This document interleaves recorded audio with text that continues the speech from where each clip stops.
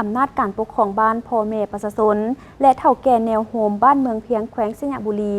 ได้ร่วมกันจัดงานบุญบั้งไฟประจำปี 2025 ด้วยบรรยากาศที่ฟดฟื้นม่วนซื่น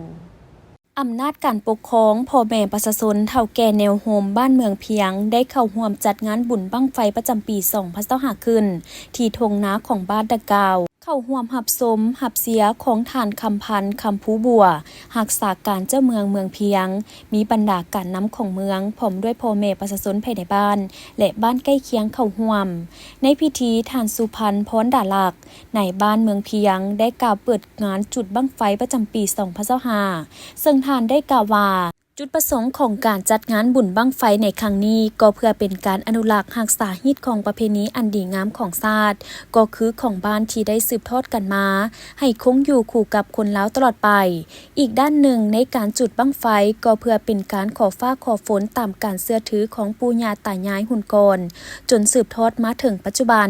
เมื่อถึงเดือน6แล้วของทุกๆปีบ้านเมืองเพียงจะได้พร้อมเพียงเฮียงหน้าการจัดงานบุญจุดบั้งไฟ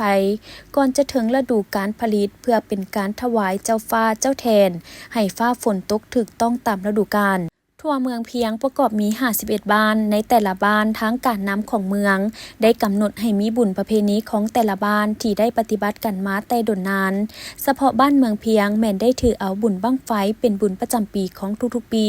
บ้านเมืองเพียงมีทั้งหมด 2,090 ครอบครัวพลเมืองเกือบ 3,000 คนอาชีพของพ่อแม่ประชาชนส่วนหลายแม่นการปลูกฝังเลี้ยงสัตว์